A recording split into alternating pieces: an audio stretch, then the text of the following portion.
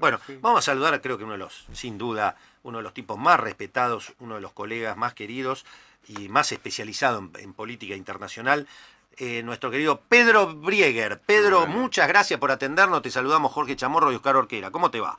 ¿Qué tal? Un gusto conversar con ustedes, como siempre. Igualmente, Pedro. Bueno, yo por lo menos que mi fuerte es más la economía, me está preocupando hasta dónde puede llegar el tema sirio. Aparentemente hasta ahora es más o menos está manejable, pero decime vos, ¿qué opinión te merece esto?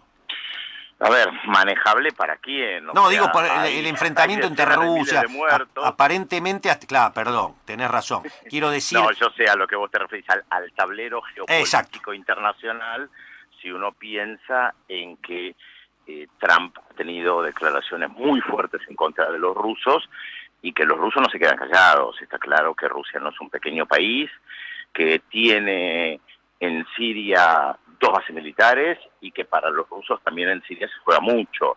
El problema es que cuando participan dos potencias en otro país, no lo hacen por el interés de la gente que está en ese país, sino que lo hacen por sus intereses geoestratégicos. Rusia entiende perfectamente que en este tablero internacional, como el juego del TEC, que seguramente muchos de los oyentes han jugado, donde se trata de ocupar piezas, era una situación similar cuando fue el enfrentamiento de Estados Unidos-Unión Soviética. Estados Unidos, con la desaparición de la Unión Soviética, ocupó casi todas las fichas del tablero. Rusia se recuperó después de la Unión Soviética, empezó a ocupar otros, y también aparece China, y hay otras potencias menores que tienen áreas estratégicas que ocupan. Uno es Turquía, otro es la República Islámica de Irán, e incluso sin entrar ahora, porque no tenemos tiempo, hay otro tablero que es Estados Unidos, que es América Latina, y el Caribe, que Estados Unidos ocupaba a sus anchas, y que en la Cumbre de las Américas en 2005 le dijeron, no, momento, este tablero lo queremos manejar nosotros. Entonces, dentro de este contexto, aparece Siria, aparece una revuelta popular en el año 2011 en contra de Bashar al-Assad, en el contexto de las revueltas árabes en contra de gobiernos autoritarios y dictatoriales. Hay represión, hay guerra civil, intervienen otros factores difíciles de comprender para nuestra historia, como es Al-Qaeda, como es ISIS, el factor de la religión como arma política aparece también, que reitero, es algo que probablemente para nosotros sea difícil de comprender, pero es lucha política también, y en muchos casos es lucha armada, como lo vemos en el caso de Siria. En ese contexto, Estados Unidos, otra vez, al igual que hizo Obama, al igual que hizo Bush, al igual que hizo Clinton, interviene donde quiere, porque es la primera potencia mundial, y el problema que tiene Estados Unidos en Siria es que hay múltiples intereses ahí que a veces son contrapuestos para su propia política. Claro. Por eso está empantanado, porque por un lado apostaba al derrocamiento de Bashar al-Assad, pero por el otro lado es consciente que en el contexto de una guerra civil, el derrocamiento de Bashar al-Assad implicaba la emergencia de nuevos factores que no iban a poder controlar. Claro, claro.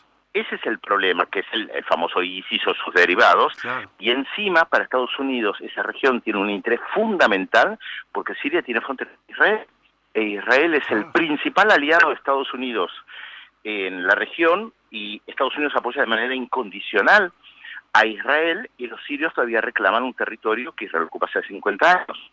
Por eso digo, hay un tablero que tiene múltiples fichas, que algunas a veces chocan entre sí, algunas veces tienen intereses que confluyen, entonces se tejen alianzas que a veces son momentáneas. Es el problema que tiene hoy Estados Unidos. ¿Qué hago? Desde la visión estadounidense, ¿qué hacemos? ¿Salimos? Si salimos, va a ser peor, nosotros no vamos a controlar nada, nos quedamos, nos metemos más en una guerra. Entonces bombardeamos. ¿Y qué bombardeamos? No queda claro.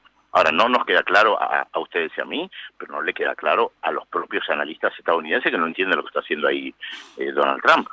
¿Qué puede ser estas teorías conspirativas de que ante situaciones de crisis interna económica empieza la industria militar, el complejo industrial militar a pedir este tipo de acciones? ¿Eso es creíble? Eso no es conspirativo, eso está siempre. A ver, las armas, ¿dónde se prueban? En la guerra. Claro. Si vos no probás las armas en la guerra, no te sirve. todos los años hay exposiciones internacionales de armas en diferentes ciudades del mundo, donde ¿qué hace uno?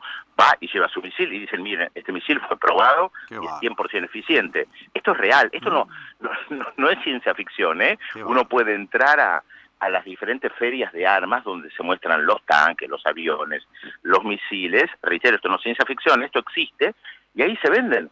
Ahora, para que vos muestres que tu misil es mejor que el francés, que el ruso o el chino, lo que tu venta es, esto fue probado hace 3 meses, no hace 8 años.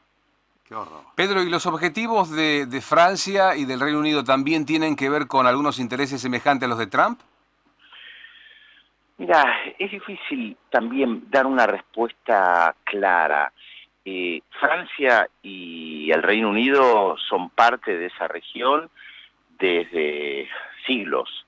Ellos se repartieron la región a principios del siglo XX, literalmente se lo repartieron en un acuerdo secreto de 1916 que se llamaba el Acuerdo Sykes-Picot, con regla y lápiz. Por lo tanto, siempre estuvieron ahí y están.